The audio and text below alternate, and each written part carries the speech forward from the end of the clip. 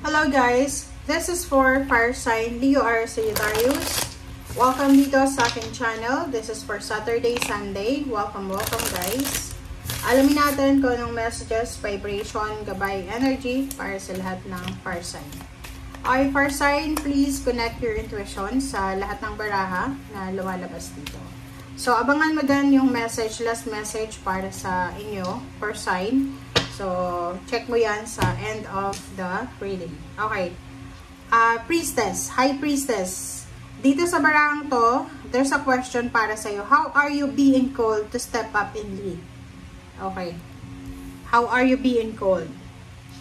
Para mag-step up ka, para maging influence ka, para mamuno ka. Okay, next card natin is Awakening. Energetic upgrades, a new way of being, integration. So, there's a transformation, there's a new beginnings. Para sa mga fire sign Leo R. Sagittarius, kumbaga, sinasabi ng baraha sa'yo na hindi ka na yung gaya ng dati na naghihintay lang. Nakikita ko sir dito na may upgrade or level up ng energy mo. And parang new way of living, new way of being. Merong magbabago. There's a transformation in alchemy sa buhay mo na posibleng sisimulan mo this weekend. Parang meron ditong fire sign Leo R. Sagittarius na pagod na siya sa pagiging financially unstable, pagod na siya sa pagiging unemployed, pagod na siya sa pagbe-business, sa pagtatrabaho. So, meron siyang gagawin na pagbabago sa buhay niya. Alright.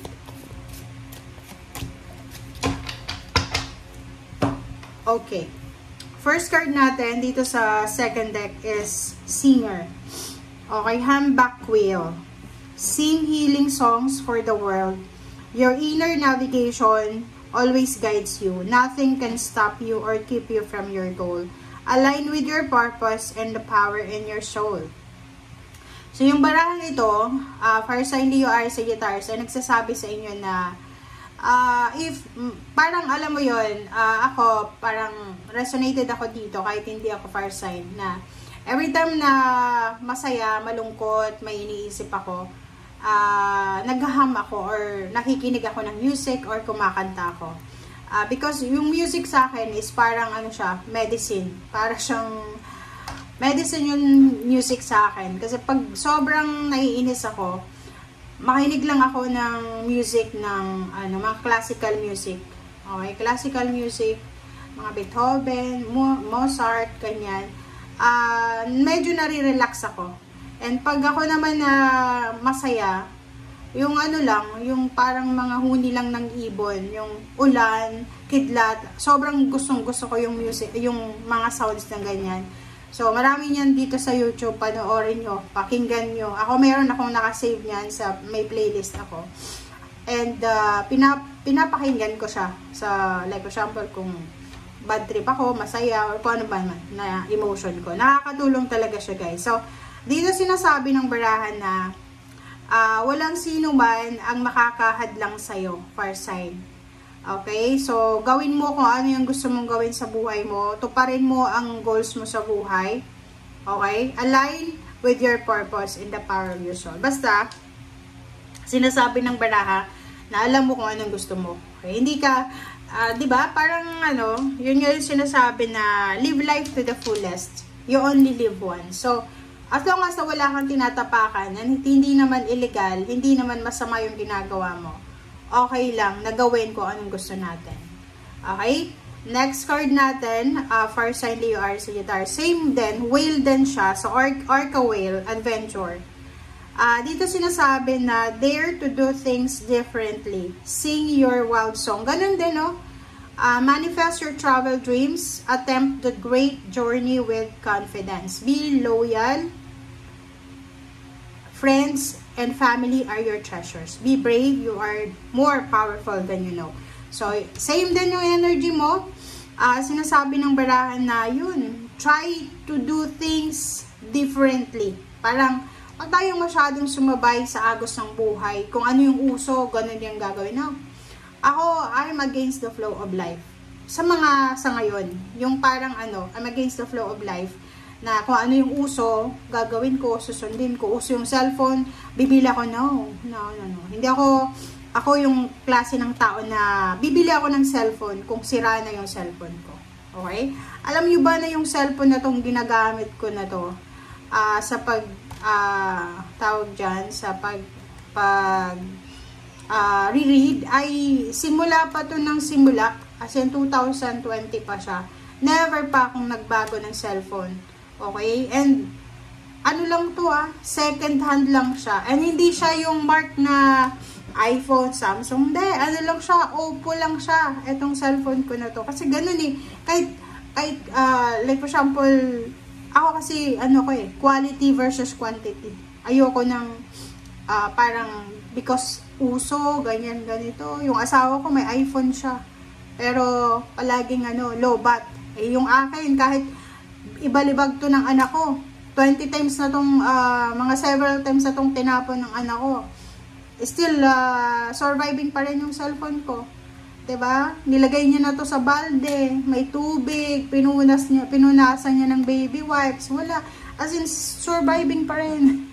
'Di ba? Ang ganda naman ng, 'di ba? Okay naman yung reception ng mga videos. So, gano'n. So, dito sinasabi na manifest your travel dreams. Okay? So, kung may gusto kang puntahan, gusto mong mag-travel, gusto mong mag-relocate, manifest it. Okay?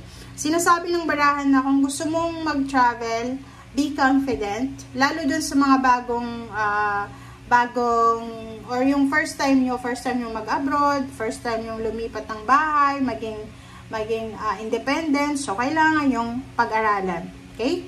Next is maging loyal daw tayo sa ating kaibigan, sa ating family, because they are our treasure. Okay? Sila ang kayamanan natin. So, maging brave ka because you are more powerful than you know. So, powerful ka daw kaysa halimbawa, akala mo powerful ka na, pero may mas powerful ka pala. Okay?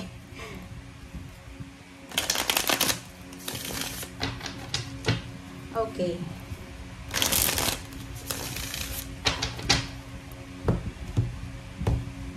Okay, tingnan natin sa third deck mo.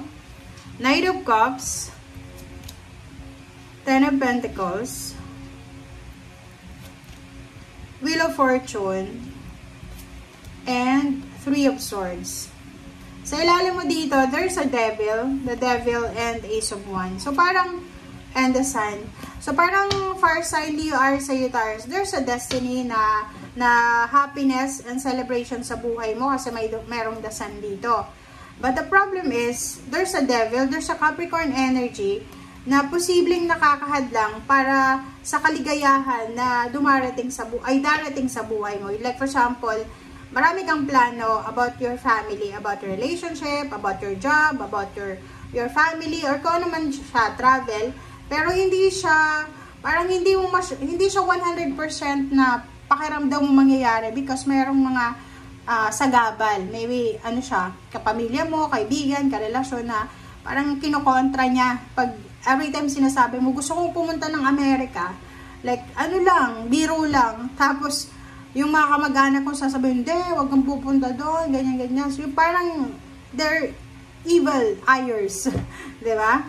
Knight of Cups and Ten of Pentacles, Wheel of Fortune, Three of Swords. So, mayroon dito na far sign, maybe the, Aries and Sagittarius. Maybe you're suffering. Maybe you're suffering financially or emotionally. Maybe you're, parang you're in the middle of problems or troubles na kailangan nyo ng tulong financial. So, dito sinasabi ng barahan na ano man ang problema na pinagdadaanan nyo sa ngayon, huwag kayong mag-alala kasi there's a new beginnings, there's a change, there's an alchemy, there's a parang transformation. So, may magbabago sa'yo. May lump sum of money dito na posibleng parating sa inyo. Incoming siya. So, possible na isang water sign, Pisces, Scorpion, Cancer ang magpapautang sa inyo or magbibigay ng lump sum of money. Alright, so 8 of Wands and Hierophants and the Strength card. This is all your energy, diba?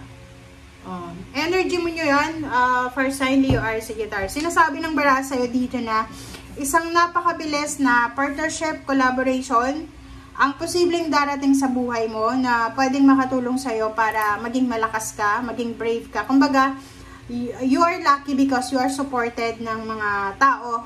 Like, may kakampi ka talaga sa buhay. So, this week, sinasabi ng baraha na kailangan mong proteksyonan yung mga tao.